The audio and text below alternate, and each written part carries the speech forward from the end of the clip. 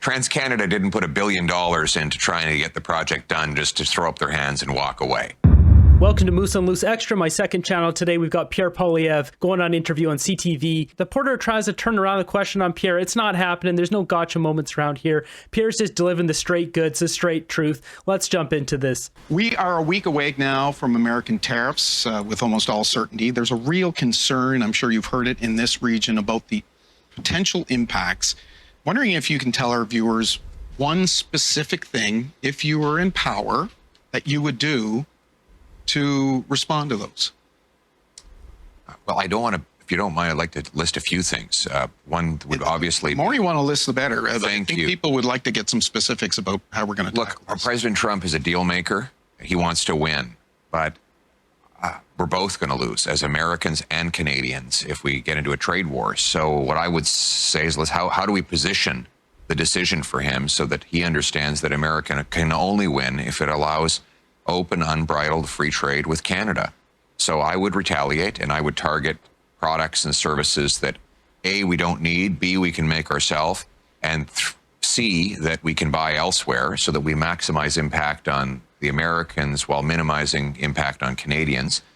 Secondly, I would to pass an emergency, bring it home tax cut on work, investment, making stuff in Canada, energy, home building, so that we can stimulate more economic growth here. Three, we need to become more self-sufficient. That means knocking down barriers, more interprovincial free trade. We have freer trade with the Americans today than we do with ourselves. That's absolutely ridiculous. It's like with wine in BC that can't get shipped over to like parts of Eastern Canada because these stupid barriers on our trade agreements. It's just ridiculous. Knock down those barriers, build pipelines, LNG liquefaction facilities to sell our stuff to the world without having to go through the Americans. If they're going to be an unreliable trade partner, we've got to find ways to sell more to ourselves and more to the rest of the world. Do you see it as a dollar for dollar retaliation?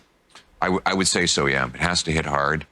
And again, we have to be very pinpoint and surgical to make sure we're maximizing impact on the American side while minimizing impact on our side. You talk about self-reliance. Have successive governments in Canada over the decades of all stripes become too reliant, too comfortable with the notion that U.S. will always be our biggest trade partner, and they're always right there, and we can put it on autopilot? Yes, we live next door to the biggest military and economic superpower the world has ever seen. So a lot of our economics have just been based on enjoying, basking in that glow, but we can't rely on it. And so, right now, according to StatsCan, we have about a 7% effective tariff on goods between provinces. We remember the Como decision. Some poor guy got fined because he brought alcohol from Northern New Brunswick. Yes, I think he was from Northern New Brunswick to Cpac. And we got to knock down those barriers. We have to approve resource projects that allow us to get our stuff to market without going through the states. Right now, we are importing oil from the Americans and the Saudis in the east at world prices, and we're selling it to the Americans at discounts in the west. It's a crazy business model. We need pipelines, we need LNG plants, we need to approve resource projects quickly so that we can become self-reliant and start making things here in Canada. It's been brought up by Alberta Premier Daniel Smith and recently by Premier Tim Houston just this week, the idea of reviving Energy East. But industry has moved on.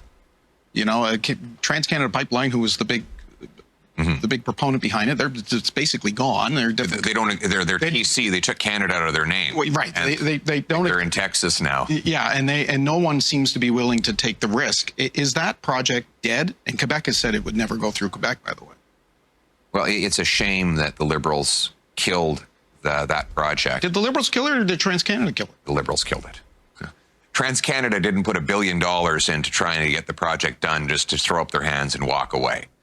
They were polite, and I'm glad that Pierre's calling him on this. Yeah, exactly. TransCanada, they wouldn't waste their money. They're there to make money. They're there to do business, not to just burn a hole in their wallet. And stupid. But in reality, Trudeau killed Energy East. Would you build it? Would you bring it back? I would strongly support an east-west pipeline. That particular project probably won't be resuscitated, but the idea of selling Western oil to Eastern refineries is impeccable. And compared to the alternative is that we continue to sell at a discount in the West and buy at a premium in the East and lose money millions of times every single day. It's economic suicide and stupidity. And listen, you've got carbon tax Carney, who is opposed to pipelines. He opposed the Northern Gateway pipeline. You have Freeland, who helped Trudeau kill the Energy pipeline. The radical woke environmental agenda is actually not good for the environment.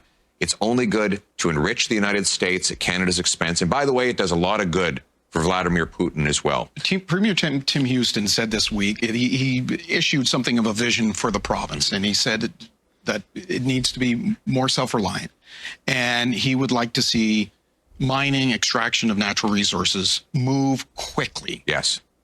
Would you, if in government, change regulations or remove regulations for speedy approvals? Tim Houston has been calling for Energy East to come back online. And as Pierre just said there with Vladimir Putin, this aligns with Donald Trump. Donald Trump already called out to the Saudis that they need to reduce the price of oil, which would then hurt Russia's ability to continue the conflict in Ukraine. So everyone's in agreement here. It's just a matter of getting the right people, getting Pierre into power, getting the right people into the same room, getting things going back in our nation. No more of this woke nonsense. No more weak, pathetic leaders in our countries. It's time for some prosperity for once.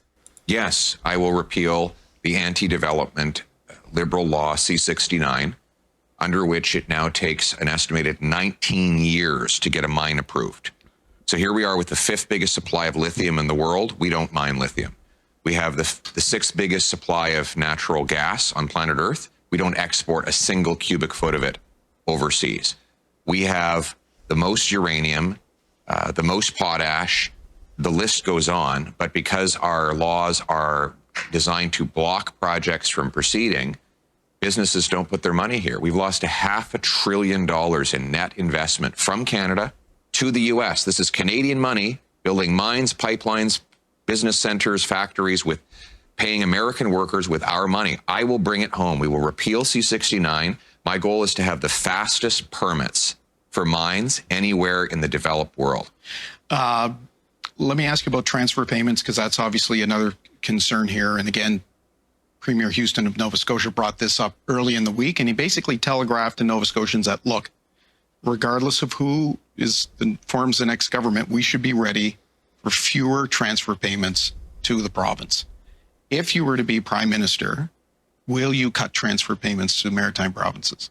That's not in my plan. What my plan is to enrich the maritime provinces by making... So you won't cut them? I'm not proposing cuts.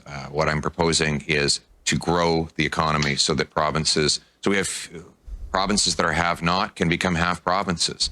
And there's no reason why the maritime provinces cannot move into the have category by unleashing more production of resources, by approving pipelines, natural gas production and liquefaction through a massive tax cut. We need a big tax cut on energy, investment, home building, making stuff in Canada. All of that can make Nova Scotia, New Brunswick, and all of the provinces actually could move into the have category.